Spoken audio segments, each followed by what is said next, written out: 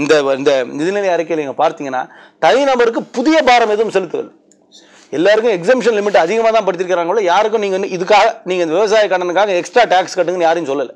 அதில் இந்த சிஸ்டம் தான், இந்த சமுதாயம் தான் அதை தூக்கும். பேங்கிங் சிஸ்டமும் சரி, அரசாங்கமும் சரி, சமுதாயம் சரி, இந்த பாரத்தை தூக்குவாங்க. அதற்கு ஒரே நாளில் அந்த 60,000 கோடி ரூபாய் அரசாங்க வங்கிகளுக்கு தர வேண்டும்ன்ற அவசியமும் கிடையாது. அந்த கடன் என்றைக்கு வரா கடனாக இருக்கிறதோ அந்த கடனுக்கு தேத்தாப்புல லிக்விடிட்டி சப்போர்ட் தான் கொடுக்குறேன்றாங்க.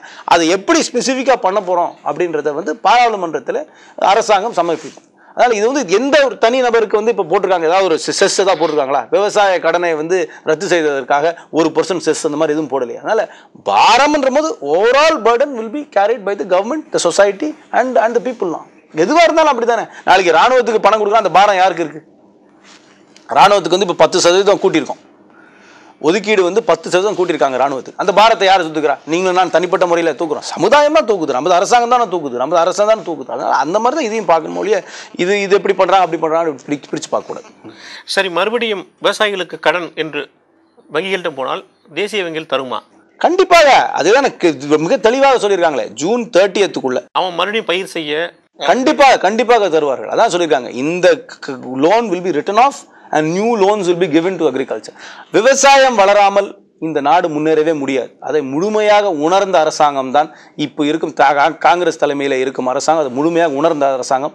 அதற்காக என்னென்ன செய்ய வேண்டுமோ அதை நிச்சயமாக செய்வார்கள். வங்கிகள் மீண்டும் எல்லோருக்கும் பயிர்க்கடனாக இருந்தாலும் சரி, நீர்ப்பாசன கடனாக இருந்தாலும் விவசாயத்துக்கு என்னென்ன உதவிகள் செய்ய வேண்டுமோ அத்தனை உதவிகளையும் வங்கித்துறை கண்டிப்பாக செய்யும். சரி, இந்த பட்ஜெட்டில் இராணுவத்திற்கு 1,00,000 கோடி ரூபாய் 1,00,000 கோடி ரூபாய் ஒதுக்கியுள்ளது. கல்விக்காக 36,000 கோடி ஒதுக்கியுள்ளது. ஹெல்த்துக்கு பார்த்தீங்கன்னா 16,000 கோடின்னு சொல்கிறாங்க. ஸோ இந்த ப்ரப்போர்ஷன் பார்த்தா ஒன்றும் சரியில்லையே. தப்பு, அது நீங்கள் சொல்கிறது தப்பு. நீங்கள் ஜியோ பொலிட்டிக்ஸை நீங்கள் பார்க்கணும். இந்த கன்ஸ் அண்ட் பட்டர் டிபேட் தான். எப்பொழுதுமே இந்தியாவில் இராணுவத்திற்கு தான் அதிகமாக செலவு பண்ணிக்கிறோம்.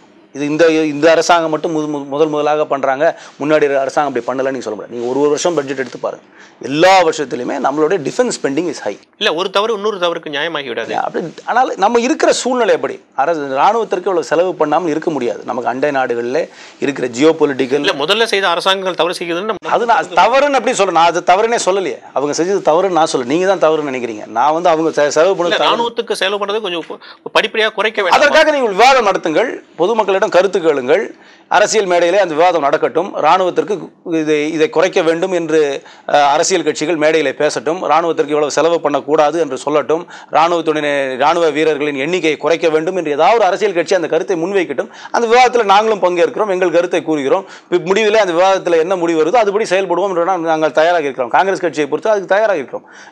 நீங்கள் கூறும் கருத்தை மற்ற அரசியல் கட்சிகளும் சமூக அக்கறை கூடியவர்களும் இந்த விவாதத்தை நடத்த வேண்டும். நடத்துங்கள். ஏன்னா கருத்தே ஒரு மேடையாக வச்சு நடத்துங்களேன். இது ஒரு இராணுவத்திற்கு இந்த இவ்வளவு செலவு பண்ணக்கூடாது, இராணுவ எண்ணிக்கையை குறைக்க வேண்டும், ஜவான்கள் இவ்வளவு தேவை கிடையாது, இந்தியாவுக்கு இவ்வளவு கப்பல் தேவை கிடையாது, இவ்வளவு விமானம் தேவை கிடையாது. நீங்கள் விவாதம் நடத்துங்க.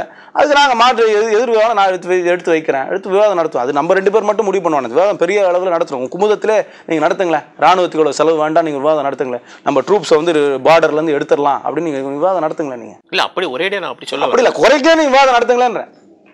ஆப்வியஸ்லி எந்த அரசியல் கட்சி இந்த இராணுவத்திற்கு இவ்வளவு ஒதுக்கீடை குறைக்க வேண்டும் எந்த அரசியல் கட்சி மேடையில் எது பேசுகிறது?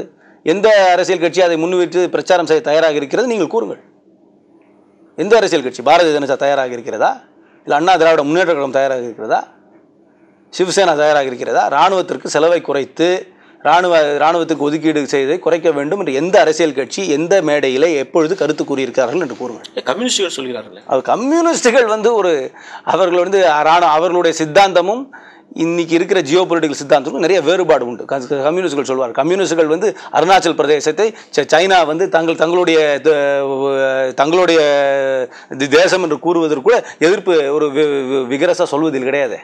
1962 நடந்த போரில் கம்யூனிஸ்டுகளுடைய நிலைப்பாடு எல்லாருக்குமே தெரியும். இந்தியாவுக்கும் சைனாவுக்கும் போர் நடக்கும் பொழுது கம்யூனிஸ்டுடைய நிலைப்பாடு எல்லோருக்கும் தெரியும். இந்திய சுதந்திர போராட்டத்திலும் கம்யூனிஸ்டுடைய பங்கு என்னென்று எல்லாருக்கும் தெரியும்.